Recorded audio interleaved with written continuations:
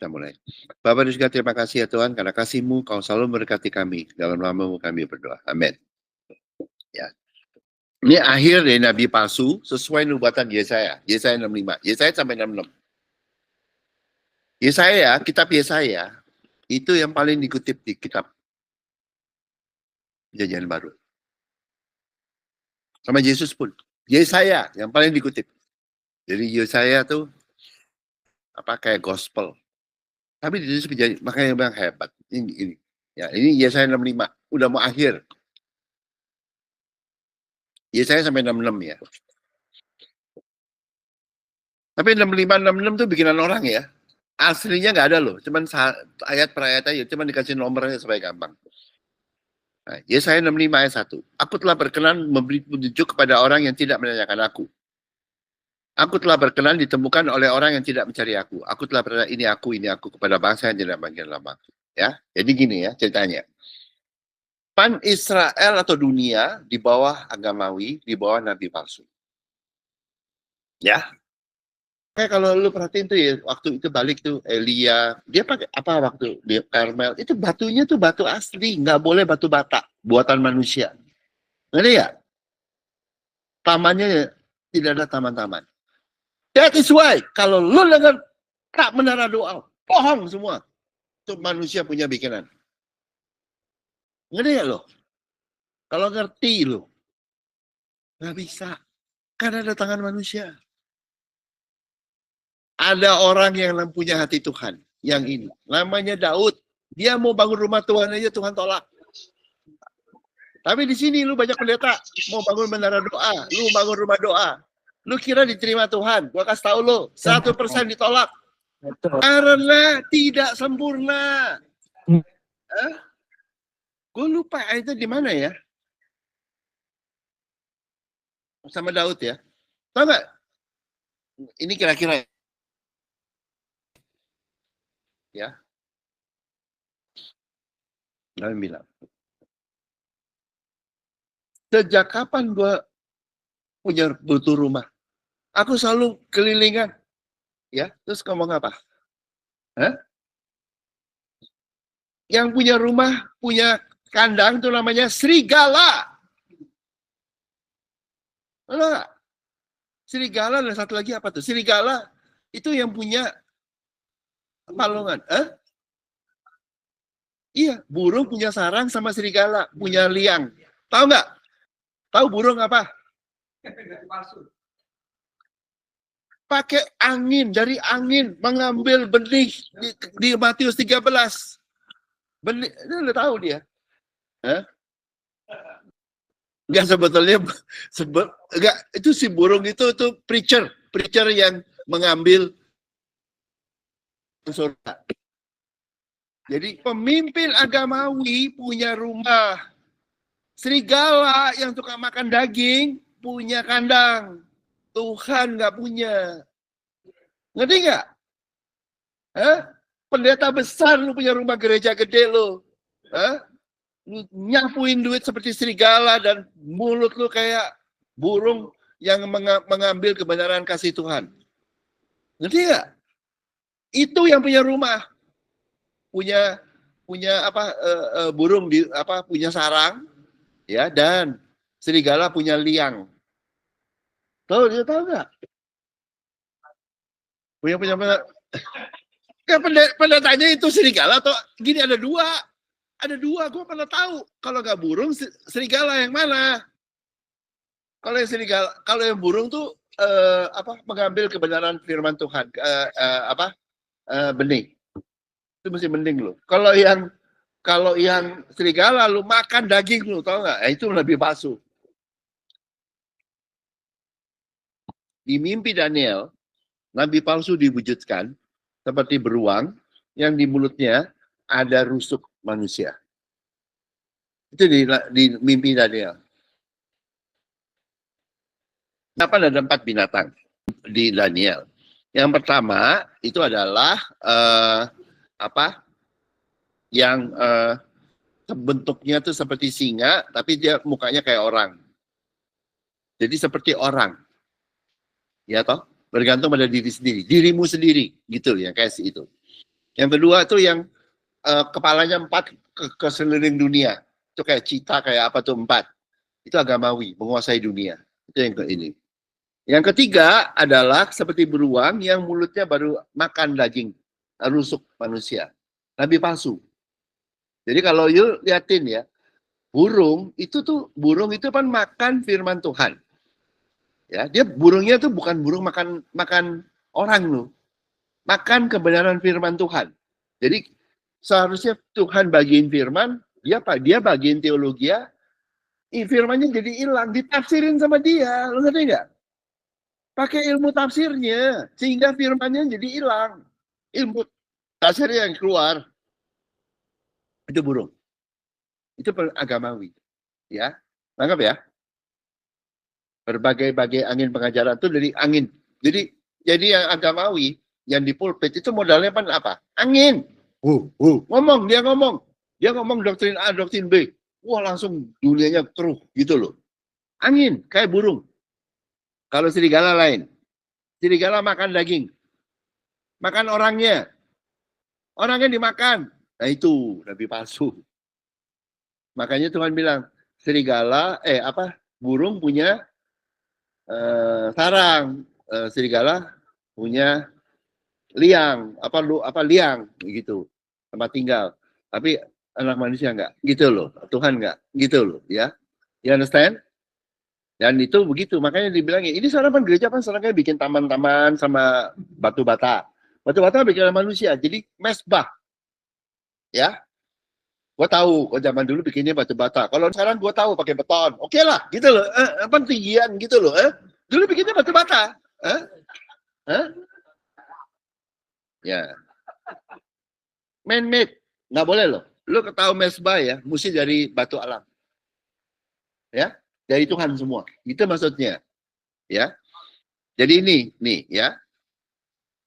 Tuh, makanya lihat ya, menyakitkan hati apa? Karena menolak hati Tuhan dengan cara buat taman. Taman itu bikinan manusia. Untuk menyembah Tuhan. Ngerti ya? Bikin taman. Bikin pondok lah, bikin apalah. Udah kayak man-made gitu loh. Atau lagi bakar korban di atas batu bata. Bikin ini menara, bikin apa? Bikin mesbah gitu loh. Dari batu bata. Dari keperbuatan manusia. Itu menyakitkan hati Tuhan. Ngerti ya? Karena menolak hati Tuhan. Ya. Ya, nih. Korban sembelihan. Pan korban juga. Kepada Allah ialah jiwa yang hancur. Bukan batu bata. Bukan taman. Bukan menara doa. Bukan bikinan manusia. Tapi hati yang hancur. Hati yang butuh. Tidak akan kupandang hina ya Allah. Ngerti gak? Ngerti gak? Hati yang merasa dirinya butuh hati Tuhan. Itu nanti yang 3 minggu lagi ya. Berbahagialah orang yang miskin di hadapan Allah, karena mereka lah yang punya kerajaan surga. Inggrisnya no. Berbahagialah. Blessed are the poor in spirit.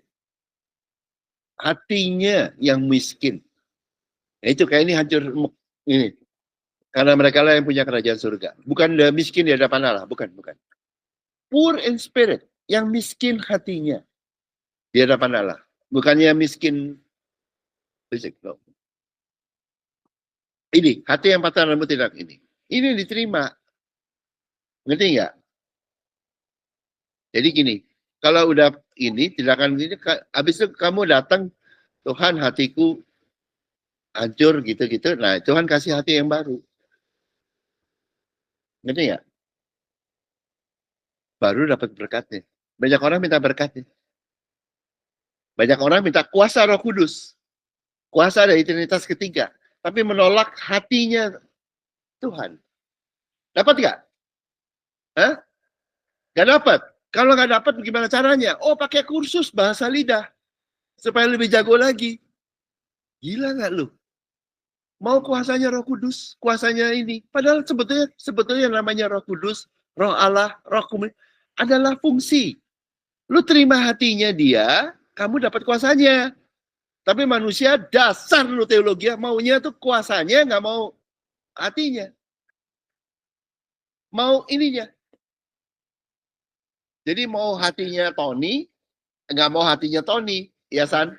San, dia nggak mau orang tuh ya, kayak ibaratnya tuh di gereja tuh nggak mau hatinya Tuhan, mau ininya mirip Tuhan. Jadi bahasanya, bahasa lidah, puasanya dia pengen segala. Ngerti nggak? Makanya nggak dapat. Karena gila tuh. Jadi kasarnya, kalau lu mau terima hatinya orang itu, tapi dia skimming, tau nggak? Pakai cara, ngerti nggak? Buy-in begini, ngerti semuanya. Nih, yang duduk di kuburan-kuburan dalam gua-gua. Lu tahu apa?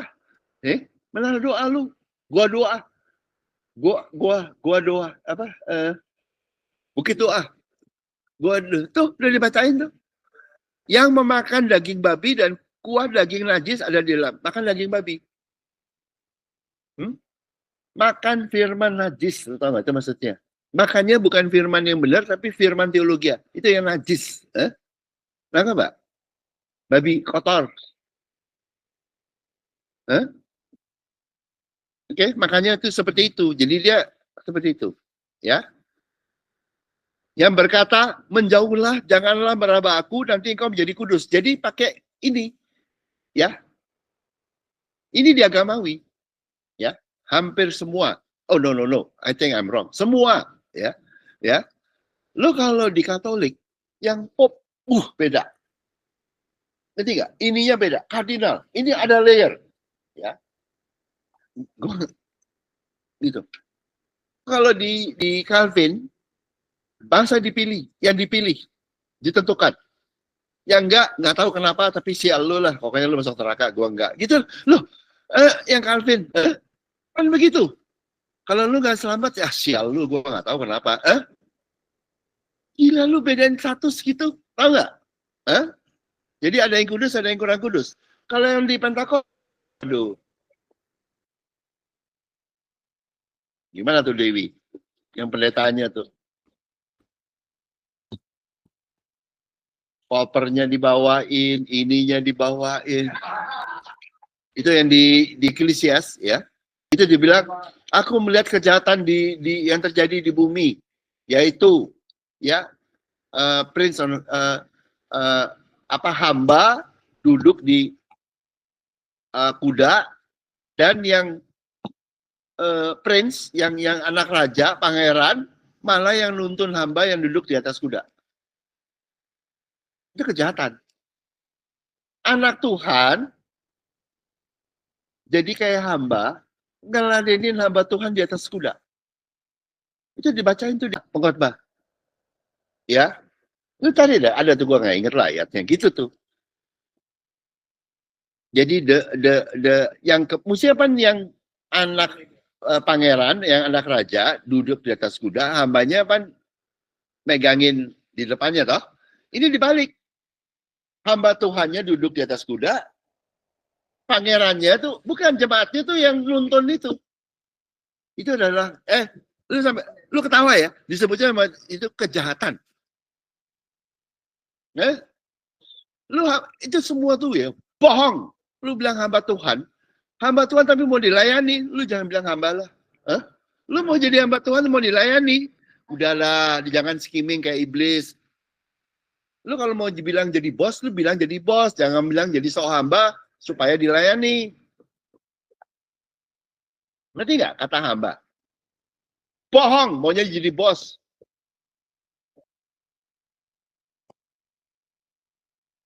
Janganlah meraba aku, nanti engkau menjadi kudus olehku. Nah lu, tuh lu, real.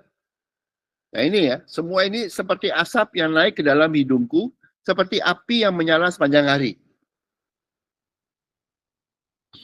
Gitu.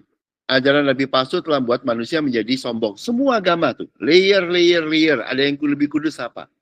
Garbage, gue bilangin lo. Dari sampah. Dan merasa diri lebih kudus dari orang lain. Gue pernah lihat tuh ada pendetanya, doa dipegangin semua, bajunya semuanya pegangin ini ya. You know siapa orangnya. Jangan meraba aku. Nanti kalau megang tuh jadi langsung tambah kudus gitu. Udah enek tau gak lihat. Transfer. Transfer.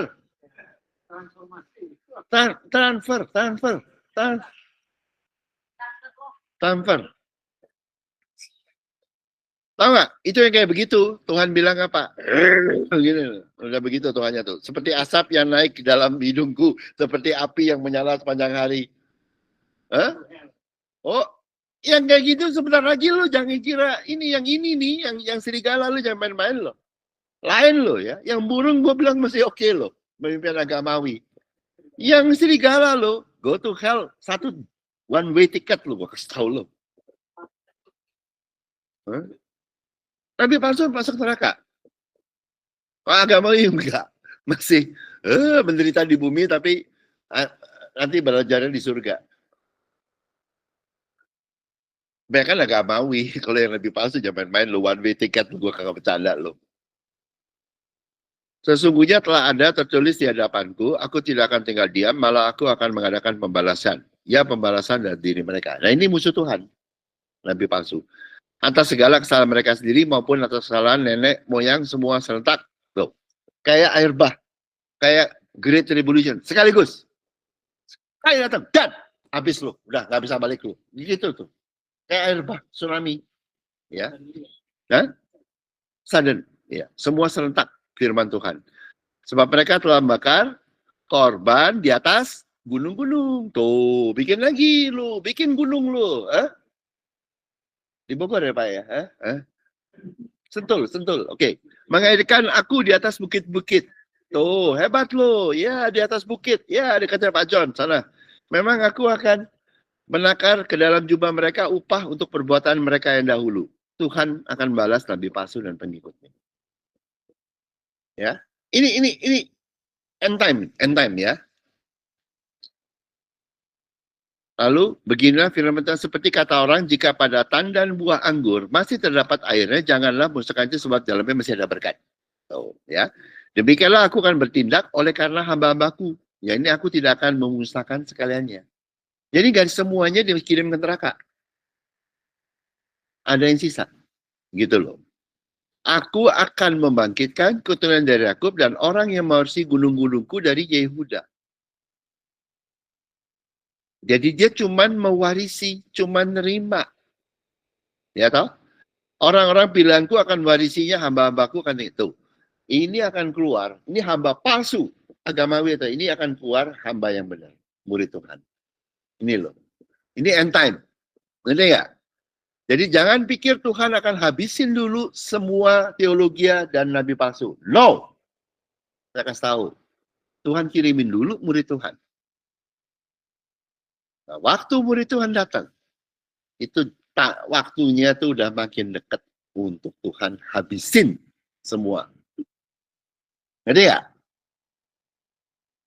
The wheat, perumpamaan mengenai ilalang dan gandum. Ilalangnya gede dulu, tong kosong. Jangan pikir langsung dihabisin. Ngerti nggak? Malaikatnya udah datang ke Tuhan loh. Malaikatnya udah begini. Begini. Ya Ton? Gue sabit nih ya, gue pakai sabit nih. Gini loh, tau nggak? Tuhannya bilang, tunggu dulu yang gandum tumbuh. Setelah tumbuh, baru hajar. Bener nggak? Terus diapain? Habis diajar. Dibakar. Tuh, 2 malaikat. Satu yang pakai sabit untuk potong kepalanya. Satu lagi yang bakar. Lalu 2. Bakar apanya? Hasilnya toh? Bukunya dibakar. Gitu dulu, selalu 2. Mesti 2. Satu, kepalanya dipotong, nabi palsu, supaya nggak menghasilkan buku lagi. Kedua, bukunya dibakar, buku teologianya, supaya bukunya nggak menghasilkan nabi palsu. Kan nabi palsu menghasilkan buku menghasilkan. Mesti satu kepalanya ditok gitu, satu lagi bukunya dibakar. 2 malaikat.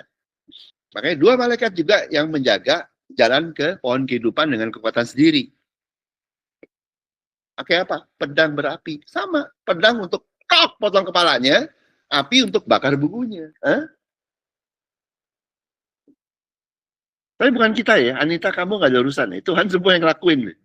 Untuk sayang, karena kalau enggak, gila lu. Di surga, di dunia kontaminasi gereja semua. Apa? Nggak masuk, dipotong dulu kepalanya. Ya, nah ini Tuhan akan bangkitkan muridnya dulu. Ya, Saron akan menjadi padang rumput bagi kambing domba, dan lembah Akor menjadi tempat pemandangan bagi lembu sapi untuk tuh, lembu dan ini. Jadi yang mengenal ada dua ya, lembu mengenal pemiliknya. Apa tuh? Si donkey apa kambing domba itu ya mengenal apa? Siapa yang kasih makan? Hah? Lain loh, ada dua. Bapa kami di surga, dipermuliakanlah namamu, datanglah kerajaanmu. Tuh. Yang pertama kenal bapaknya, yang kedua kenal makan di mana. Hah? Ya. Jadi murid Tuhan akan mengasihi Tuhan. Nanti? Karena dia mengenal pemiliknya, seperti lembu mengenal pemiliknya, dan kambing domba makan di mana dari Tuhan, di kerajaan surga atau padang rumput atau manger, palungan. Nih, tapi kamu yang telah meninggalkan, jadi akan ada dua ya. Jadi pertama kali kan dunia apa? Dunia penuh kacau karena dikuasai nabi palsu dan seperti itu. Lalu Tuhan datang dulu. Lalu Tuhan datang, Yesus datang. Terus Yesus ngapain? Ngangkat muridnya. Jadi, iya toh? Seperti yang 7 hari penciptaan toh. Hari pertama Tuhan datang, jadilah terang. Hari kedua Tuhan pisahin antara ajaran yang air yang di atas dengan air yang di bawah. Air yang di bawah agamawi, yang asin. Semua teologian lahirnya hari kedua. Antara 1000 sampai 2000 Masehi. Yang mau Calvin, yang Arminian, yang mau Luther, yang mau Katolik, semuanya situ. Bapak-bapak rohani, bapak-bapak rohani, itu semua di situ semua.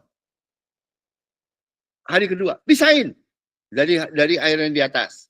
Hari ketiga sekarang, daratan, kerajaan surga di bumi, yang banyak pohon.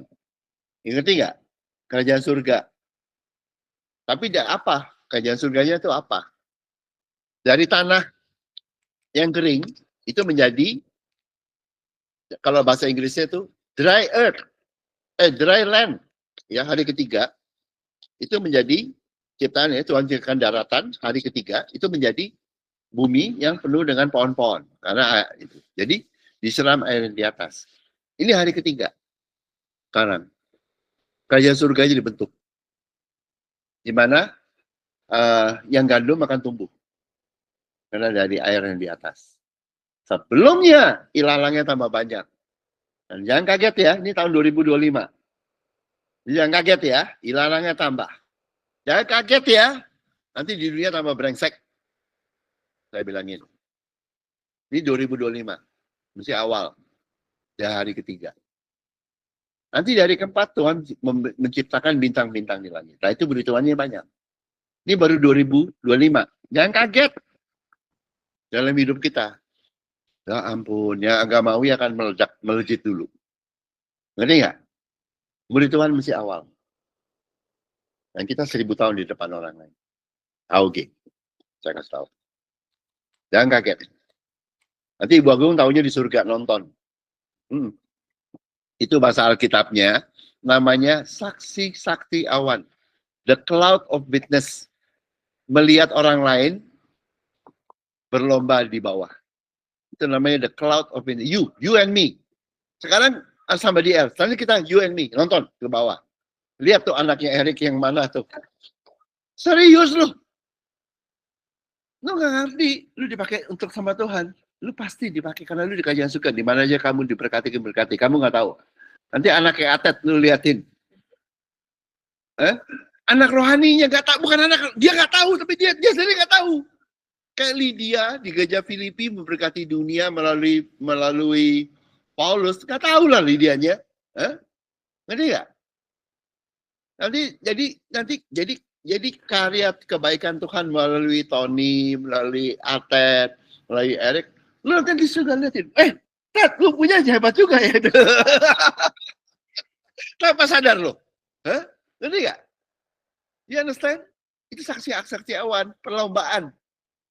Tahu ya yang ayat itu? Ya? Ya apa-apa lah. Jadi itu nanti gini, tapi saya udah bilangin ya. Ini makanya kalau ini, this is the prophecy. Tapi kalau saya prophecy dari Bible, bukan gua rema-rema. Dari Bible. Profesinya Bible. Dan saya kalau lu lihat Hongki ya, kejadian apa enggak, tapi kamu tahunya di surga. Hah? Ini ya? Kalau nggak kejadian gue palsu, gue nggak tahu lo. Nggak bisa gue salah. Ini kayak ginian. Ya understand? Kan ada Bible-nya yang baca. Nah ini ya, kamu yang telah meninggalkan Tuhan, yang berutamakan gunungku yang kudus. Ya, ya, remember ya, Israel, agamawi. Siapa yang salah siapa? Di mata Tuhan. Mereka yang menolak hati Tuhan, meninggalkan gunungku. Karena Tuhan. 1 Korintus 13 ayat 5. Ya. Kalau di Calvin bilang, Tuhan pilih mana yang selamat, mana yang apa. Terus gitu. Kalau yang di Arminian, yang percaya itu segala macam dengan kekuatan sendiri. Dua-duanya ngawur. Ya. Tuhan dia, kenapa banyak orang nggak selamat? Di mata Tuhan. Karena menolak hati Tuhan. Udah diberikan. Tuhan memberkati dan menguduskan hari ke-7 toh. Sebelum lahir udah dikasih. Cuman dia nolak, itu yang nggak selamat. Yang diam aja malah selamat. Atau nerima. Benar ya? Hey baby teman ini. Siapa yang nolak? Yang kepintaran tuh belajar sekolah teologi tuh. Itu caranya nolak tuh pakai ini. Ngerti nggak? Itu kayak begitu. Karena kasih tidak mementingkan diri sendiri. Yang itu dapat. Yang nggak nolak. Seperti berita kerajaan surga jatuh di tanah yang subur. Yang hilang itu adalah yang satu. Di tanah yang keras dia makan burung. Ngerti nggak? Burungnya tuh pemimpin agamawi, jepretin gitu. Yang ke tanah yang kedua, dia bertumbuh sebentar di tanah yang batu-batu, Taurat, tumbuh sebentar mati karena dia baca Taurat. Yang ketiga, yang mengutamakan dia mau kekaya atau penderitaan dunia tuh yang di semak belukar diri sendiri. Itu yang nggak terima. 3 tadi. 1 karena agamawi, 2 karena Taurat, ketiga karena diri sendiri. Yang terima di mana? Di tanah yang subur. Tanah yang subur ngapain? Diam aja. Nerima tuh diam aja. Nolak itu pakai jalan diri sendiri, agamawi atau apa. Makanya nggak ada kata berbahagialah yang sekolah teologi. Kasihan loh. Masih muda-muda belajar, mesti nggak ngerti. Goblokin sama itu kan jadi kena semua. Hah? Hah? Yang menyediakan hidangan bagi dewa God. Kekayaan. Ini udah dibilangin nih ya. Lo hati-hati ya di dunia yang kena Injil kemakmuran ya. Probably go to hell loh, gue kasih tau lo. Hah? Yang gini-gini itu loh. Hah? Dewa God. Kalau bahasa Inggrisnya fortune. Dan yang menyuguhkan anggur bercampur bagi dewa Mani, destiny. Yang main nubuatan tuh. Itu hati-hati. Yang 2 itu. Ya. Mani, itu destiny. Apa? Main nubuat. Aku akan menentukan kamu bagi pedang dan kamu sekalian akan menuntut untuk dibantai. Oleh karena ketika aku memanggil, kamu tidak menjawab. Ketika aku bicara, kamu tidak mendengar. Tapi kamu lakukan apa yang jadi mataku dan lebih menyukai apa yang tidak berkenan. Ya, itu yang agamawi, itu yang seperti. Tapi nggak semua agamawi loh. Ini yang ini nih. Ya, akan yang mengandalkan ajaran kemakmuran dan suka nubuat-nubuatan. Sebab itu beginilah memang Tuhan Allah. Ya. Hamba-hambaku akan makan, ya. Jadi cara Tuhan membesarkan murid Tuhan, kasih makan. Seperti anak kecil kasih makan. Kalau di agamawi pikirannya, lu belajar Alkitab, lu belajar sekolah teologi, lu tambah gede. No. Mati lu kalau nggak makan lo. Hah? Orang nggak makan mati, gitu nggak? Orang tambah besar tuh dari kecil gimana caranya? Makan. Bukan sekolah yang besarin kamu. Makanan. Makanya kecaplah dan lihatlah bahwa Tuhan itu baik. Keselamatan yang ada di Bible. Karena begitu besar kasih Allah pada dunia sehingga dikaruniakannya anaknya tunggal. Pertama kali ia belajar menerima. Tidak ada dipilih-pilih kayak di Calvin. Semua dikasih sama. Gak ada percaya. Gak bisa orang percaya tanpa sebelumnya makan. Sehingga barang siapa yang percaya, tidak binasa, tapi berhidup yang kekal. Sama Arminian, bapak-bapak rohani, itu digabungin. Menerima sama percaya digabungin. No. Ngerti gak, Pak? Kan dikaruniakannya siapa-siapa. Karena begitu besar kasih Allah pada dunia. Tuh. Hari ke-7 tuh, Tuhan memberkati. Sehingga dikaruniakannya. Yesus tuh semua. Terima, makan. Setelah makan baru bisa percaya. Ngerti nggak? Tony, kalau lu ngomong babi ikan kelinci enak, lu cuma ngomong, lu gak ada yang percaya lu. Lu mesti kasih bawa orang makan, baru dia mencicipi, baru percaya. Hah? Ngerti nggak, Pak? Kalau ada orang ngomong, babi ikan kelinci, babi gajah mada enak. Orangnya belum pernah makan, bisa percaya.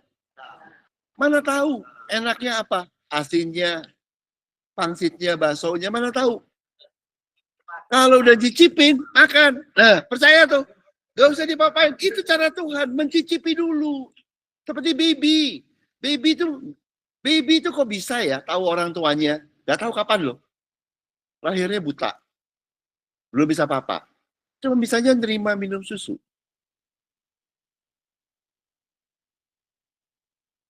Belum bisa bahasa. Apalagi ilmu tafsir.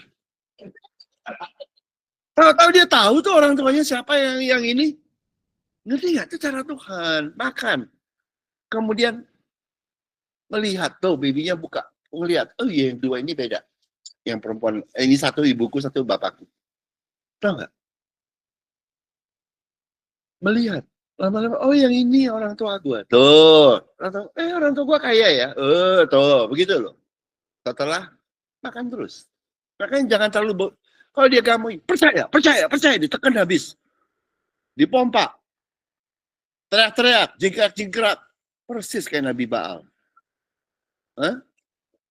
Kalau sama Tuhan lu terima Tony, makan. Enak gak? Enak. Udah? Percaya gak? Enak. Ya, udah. Habis itu kasih lagi. Tuh, ini enak juga. Tuh, enak juga. Enak percaya gampang tuh.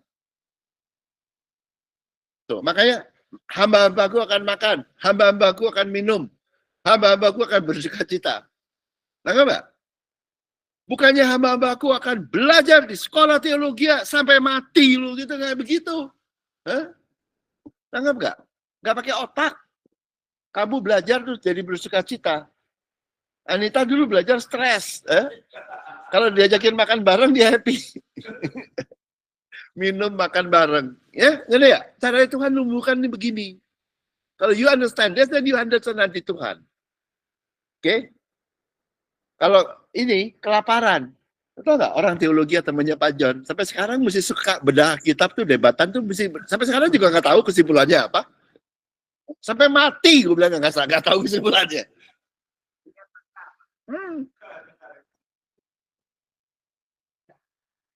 Dia lapar dan haus akan kebenaran. Nggak tahu dia. Sampai sekarang tahu nggak tempatnya dunia itu. Bagaimana ya cara menginjili dengan benar? Sekarang masih mabok tuh. I tell you ya, kalau di Bible, sampai mati dia akan tetap lapar dan haus. Nggak tahu caranya. Dan berusaha terus. Nanti gue bukain nanti di itu ya, Beatitudes ya nanti ya, seri ya, nanti dilihat ya. Yang benar, gampangnya ya karuan. Berbahagialah orang yang haus dan lapar akan kebenaran, karena mereka akan dipuaskan. Agamawi, sekolah teologi sampai mati, Pak. Mesti muter-muter cari terus. Ini gimana caranya nyelamatin, caranya program-program ya.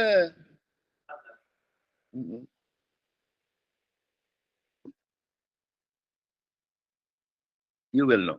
Nanti kita bukan. Next. Nanti di kobat apa ucapan bahagia. Oke? Sesungguhnya hambaku akan bersorak-sorai karena gembira hatinya.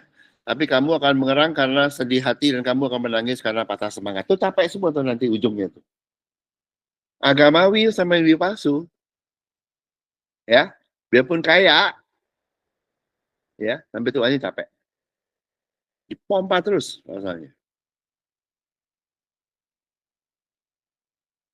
Kalau menurut Tuhan enggak, bersuka cita. Dia sedih hati, capek, patah semangat, capek. Kamu harus meninggalkan namamu kepada orang piraku untuk dipakai sebagai sumpah kutuk ini. Tuhan kiranya buat kau seperti mereka. Tapi hamba-hambaku akan disebut dengan nama lain. Tuh. Udah diprofesai. Ini Yesaya, Yesus belum ada. Hamba-hambaku akan disebut dengan nama lain. Udah Kristus. Yesaya ketajamnya nggak karuan.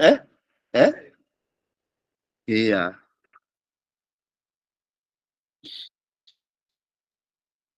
Oke.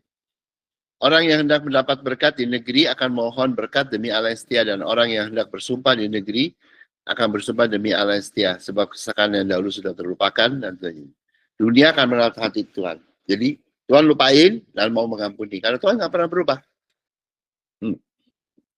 Sungguhnya aku menciptakan langit yang baru dan bumi yang baru. Langit yang baru, bumi yang baru. Hal-hal yang dahulu tidak akan diingat lagi dan tidak akan timbul lagi dalam hati.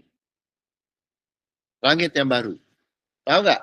Langit di mata Tuhan hari ini, fallen angel datang dari mana? Dari udara. Nabi malaikat jatuh. Kemudian ini udara penuh dengan nabi pemimpin agamawi yang preaching di itu gitu, berbagai angin pengajaran. Kotor udaranya. Dan kalau pendetanya berdoa, kita akan bertemu di udara. Lu nggak tahu ya? Hah? Loh, dia tahu, lu nggak tahu. Gue ajarin lu, dia orang kita bertemu di udara. Wah, dalam hati gue, serem gue. Itu kotor. Itu nantinya yang itu akan dibersihin sama Tuhan, sehingga udara akan penuh dengan burung-burung yang nggak kayak begitu. Jadi kembali ke nggak kotor. Langit yang baru, bumi yang baru.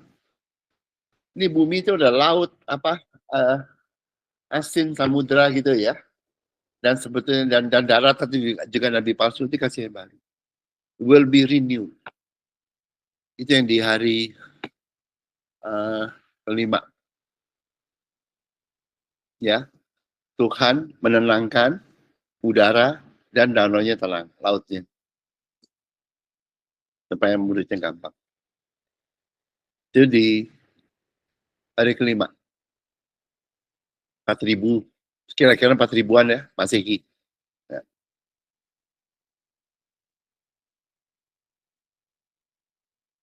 Tapi bergiranglah dan bersorak-sorak untuk selamanya atas apa yang kuciptakan, ya, ciptaan baru. Sebab sungguhnya aku menciptakan Yerusalem penuh sorak-sorak dan penduduknya penuh kegirangan. Ya, tanah perjanjian Israel kembali. Nih. Ya. Kan kayak Israel gitu, Yerusalem. Ya ini. Bangsa yang paling berontak nih, Yerusalem. Kota agamawi nomor 1 di dunia, Yerusalem. Nanti akhirnya juga menerima. Kalau dia baca begini kan kayaknya wah agak kemenangan gitu ya. Ya menang sih, karena yang paling brengsek dan paling kepala batu namanya Israel, yaitu ibu kotanya Yerusalem, maka akhirnya menerima. Setelah nabi palsu segala macam.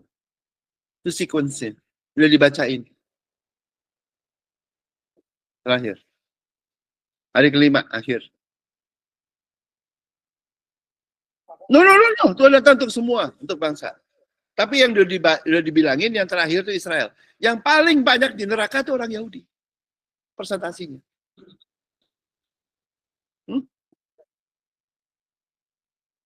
Karena yang lain udah masuk surga, terima. Dia terakhir. Dari 100 domba, satu domba yang terakhir. Itu Israel.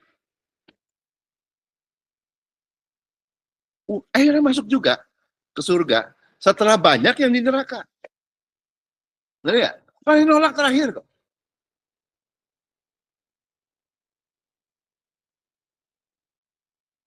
Jadi Tuhan tetap akhirnya memenangkan Israel, bangsa pilihan. Ya.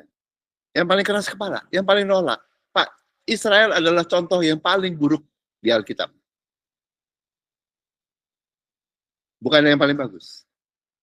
Yesus datang dari mana? Yahudi, no. Yahudi dan dunia. Di daerahnya apa ada darah Moab, ada darah yang lain. Siapa bilang cuman Yahudi? Kan Boas, Moab. Si siapa? Ruth. Kan ada Moab. Ada ini. Siapa bilang cuman Yahudi? No lah, sorry lah. Ada. Yesus datang dari mana-mana. Yesus hitam atau putih? Coklat lu. Di Middle East gak ada yang putih, gak ada yang hitam. Adanya coklat lu. Terus. Nggak bener, gue kasih tau lo. Lo kalau lihat Yahudi putih, Israel, bohong, itu Jerman semua. Nggak ada di Middle East putih. Sofradin, gue serius. Semuanya nggak ada yang murni lah. Kalau yang putih, ya Jerman, darah Jerman. Aku bersorak-sorak karena Israel demikian dia lama tidak akan lagi bunyi rambut tuh. Jadi Israel tuh tadinya sampai menderita kayak begini. Sampai akhirnya baru terima. Ini bukannya kayaknya, wah gimana. Ini profesi Israel yang terakhir terima setelah aduh gitu loh. Makanya domba yang terakhir, sama 100, itu nggak ketemu ya. Mesti digotong. Kenapa? Udah mati, udah mau bukan hampir mati, udah nggak bisa apa-apa. Israel. Itu yang terakhir. Baru bertobat setelah itu. Mesti digotong sama Tuhan. Itu fisiknya udah. Ya. Dan wujud kerajaan surga. Ya, Israel masuk juga. Tidak akan ada lagi bayi yang hanya hidup berapa hari atau orang yang tidak mencapai umur suntuk ya. Di kerajaan surga, panjang umurmu. Ya.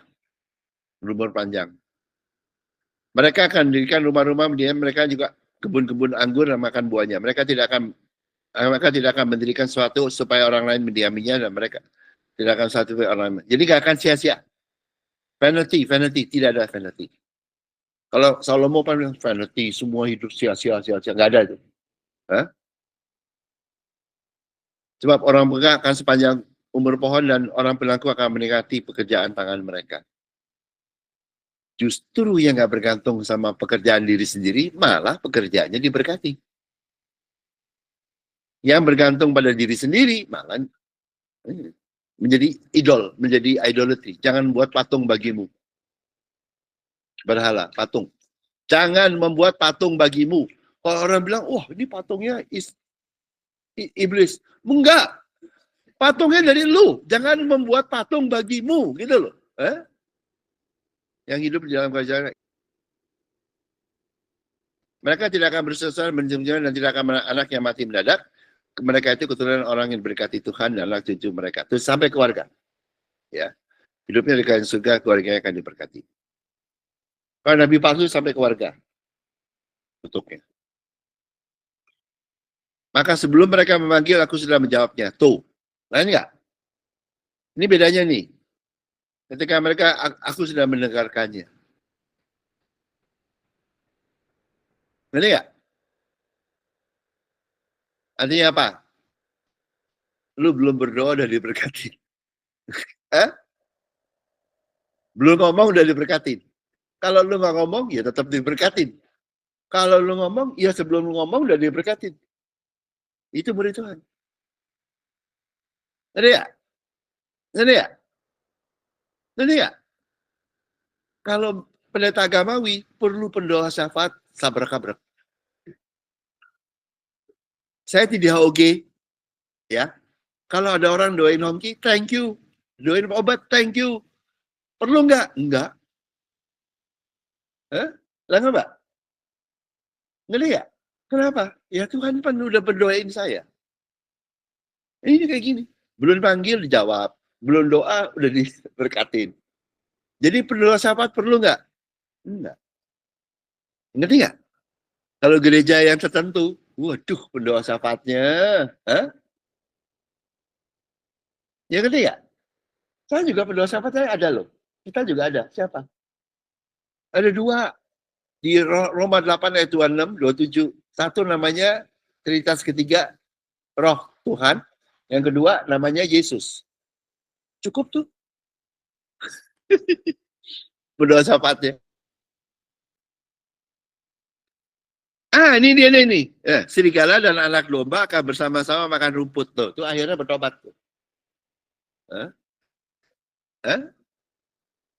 Iya, serigala sama bertobat akhirnya. Bertobat. Singa akan makan jerami seperti lembu dan ular akan hidup dari debu. Yang mampus cuma ular, iblis. Singa itu Iran akan makan jerami seperti lembu. Ya. Kan saya udah bilangin ya, banyak orang nggak tahu loh ya. Tapi nggak tahu di Bible. Siapa yang nolong Israel waktu zaman Haman si Queen Esther. Esther mintain suaminya siapa? Xerxes, Ahasiwaros, itu Xerxes. Ahasiwaros kalau di Alkitab. Itu orang Raja Iran. Ya.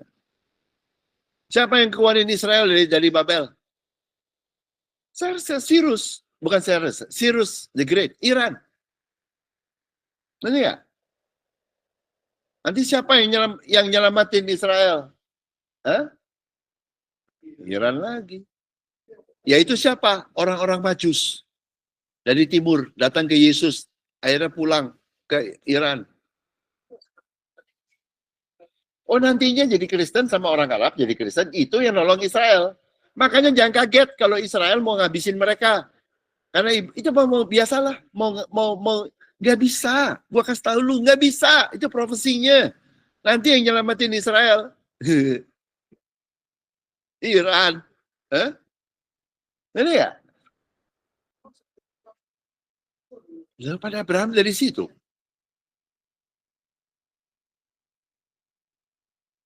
Jadi seperti suaminya Esther, Iran, ya Raja Iran. Seperti Raja Cyrus yang nguarin Israel dari Babel. Dan seperti orang Majus yang menerima Kristus, setelah menerima Kristus, dia kembali ke negaranya dengan jalan yang lain. Itu nanti. Ini. Dan lambang dari Iran adalah singa. Lambang negaranya itu singa. Singa akan makan jerami seperti lembu. Damai dia. Oke, semua. Tapi ularnya enggak. Ularnya makan debu terus.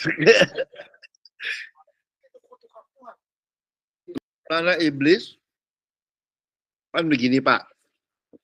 Waktu, ini banyak ini, saya udah sampaikan loh. Waktu iblis merasa dirinya pintar. Lalu pakai firman Tuhan mau mencobai Yesus. Kan begitu loh? Ya toh? Yesus jawabnya apa? Yang pertama, jangan mencobai Tuhan Allahmu. Yang kedua apa? Ada tertulis bahwa kau harus menyembah Tuhan Allahmu. Ya toh? Yang ketiga apa? Kenyalah apa? Jadi itu sebenarnya jawabannya Tuhan Yesus 3 hal tadi. 1, jangan nyobain. 2, you shall worship your God. Ya toh? Ya, yang terakhir adalah ya. Jadi iblis itu mau memilih 3 pilihan. Dia pikir dia nyobain Tuhan, padahal dia sedang mencobai diri sendiri. Jadi iblis, karena Tuhan tidak bisa dicobai. Jadi iblis mau punya 3 pilihan. Jangan mencobai Tuhan, atau kalau mati, kalau enggak. Yang kedua, menyembah Tuhan. Yang ketiga, kabur. Ngerti nggak? Iblis pilih apa? Kabur. Lu pikir bisa kabur? Eh? Eh? Dia nggak milih menyembah Tuhan loh. Kan ada tiga. Kan jangan mencobai. Berikutnya kan, you shall worship your God. Kan begitu toh? Iya toh? Yang ketiga, go away. Iblis, nyala. Iya toh? Worship your God. Dia pilih mana? Kan cuma tiga pilihan sama Tuhan Yesus. Dia pikir, iblis pikir dia mencobai Tuhan. Katanya dia sedang mencobai diri sendiri. Karena Tuhan Yesus, depannya Bapa. Kalau iblis mencobai Tuhan Yesus, berarti iblis harus mati cepat masuk ke nerakanya. Itu pilihan pertama. Pilihan kedua, dia menyembah Tuhan. Pilihan ketiga, kabur. Dia pilih kabur. Dia pikir kabur itu selamat. Iya, neraka. Itu loh. Jadi udah dikasih kesempatan, nggak mau. You understand? Nah, akhir nabi palsu dimulai dengan hati Tuhan, tetap setia. Yesus datang ke dunia, Yesus pakai murid-muridnya untuk melihat hati Tuhan. Jadi pada waktu murid-murid Tuhan seperti gandum naik, itu waktunya nabi palsu makin dekat. Karena masih belum ya. Ini 2025. Murid Tuhan itu hari keempat. Jadi 3.000-an, banyak sekali bintang-bintang di langit. Lalu Tuhan kerajaan surga datang ke bumi ya. Ini sekarang ya. Murid Kristus akan hidup diberkati di kerajaan surga. Tuhan yang akan memerangi nabi palsu, lalu iblis masuk ke neraka, dunia dipenuhi dengan damai Tuhan. I think that's it. Ini profesinya. Ini tadi, Israel terakhir bertobat tuh. Dibacain. Oke? Jadi hari ini, 2025, apa? Dunia udah rusak. Yesus datang. Ya, mana datang? Tampak, ini kan hati Tuhan. Tapi masih kacau hari kedua. Sekarang Tuhan membentuk kerajaan surga untuk menggedein murid-muridnya. Nanti murid-muridnya banyak, 2 malaikat kerja. 1 potong kepala, 1 bakar budu. Baru kembali dunia bersih. Nanti Israel bertobat, lalu akhirnya iblis dimasukin 1000 tahun, terus pengadilan mata putih. Itu begitu. Yesaya 65. Nggak sampai situ, tapi udah disebutin. Ya, itu akhir nabi palsu. Jangan bingung ya, nabi palsu banyak. In our lifetime. Nanti di surga nonton aja. Iya, Ted. Bener, Ted. Jangan kaget. Banyak hari ini. Karena ini baru awal hari ketiga 2025. Hari ketiga apa sampai 3.000 kira-kira. 1 hari seperti 1.000 tahun, 1.000 tahun seperti 1 hari. Iya. Makanya lu lihat dunia parah. Jahat. Jangan kaget. Saya bilang jangan kaget. Tapi nggak ada urusan. Kamu di kerajaan surga, kamu diberkati. Ilalangnya jahat, sedunia jahat, kamu tetap oke. Selama lu di kerajaan surga. Nggak ada urusan. Tuhan lebih berkuasa. Itu yang makanya disebut kepada makanya nabi palsu begitu lihat Israel di Nebukadnezar itu langsung pengen perang sama Nebukadnezar. Pikirannya. Kalau dari Yeremia dari Tuhan bilangnya mau Nebukadnezar kek, mau Nebukat apa kek, bodoh amat. Pokoknya gue bisa berkatin Israel loh. Ngerti gak? Mau rajanya Nebukadnezar, mau rajanya siapa kek namanya ya sama aja tuh. Emang gue gak bisa berkatin? Emang tanah perjanjian, mau di tanah perjanjian kek, mau di Babel pun ya.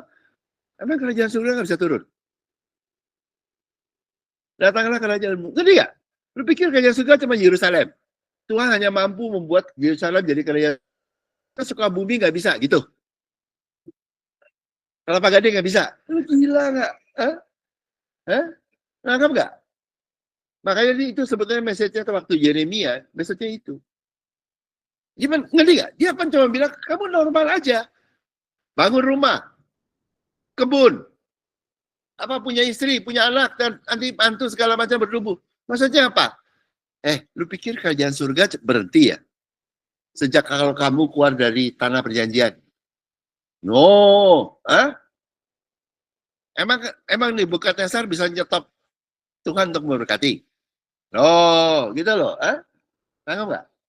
Wherever you are, kau diberkati. Kan begitu. Selama kamu pegang tabut perjanjian. Tabut perjanjian apa? Mercy seat atasnya. Hati Tuhan. Selama dia pegang hati Tuhan, mau di mana aja kamu diberkati. Mau kapan aja kamu diberkati. Kamu ada salah selalu diampuni. Apalagi lu. Ngerti ya? Itu maksudnya. Kalau di agamawi kan pikirannya, kita kan pikirannya, wah dibuang di Babel, menderita, gitu lah. Tuhannya bilang, siapa yang bilang? Babel menderita, betul. Nebukadnezar keras, betul. Tapi bukan Tuhan. Saya kan lebih besar dari Nebukadnezar. Kalau saya bisa, makanya Daniel happy aja tuh. Sadrach, Mesach, Abednego happy aja. Nggak ya? Nggak ada urusan. Lu di Indonesia, lu mau presidennya siapa juga sama aja. Kalau Tuhan berkatin lu, kira dia nggak bisa. Kenapa? Tuhan bilang, gue tetap Tuhan, tidak ada yang mustahil. Lengkap ya? Itu maksudnya. Dan berita dari murid Tuhan adalah itu. Tuhannya tetap Tuhan, hatinya tetap sama. Dan dia mau berkati kamu di kerajaan surga karena hatinya yang belas kasihan. Di mana? Ya di mana-mana. Kapan? Ya kapan-kapan aja. Kapan? Dia dulu, sekarang sama aja gitu loh. Sesimpel itu. Terus gimana? Jangan nolak. Jangan kena, nolak itu kalau terkena itu juru tenung, juru apa itu loh. Ya, ada pertanyaan nggak? Kalau udah gini, saya harap bisa bedain nabi palsu. Kan saya udah bukain loh nabi palsu gitu. Bisa nggak bedain? Bisa bedain nggak? Bisa, Mer? Ya, tapi kan simple. Karena itu yang bikin rusak Israel, nabi palsu. Yang bikin rusak Adam dan Hawa, nabi palsu iblis.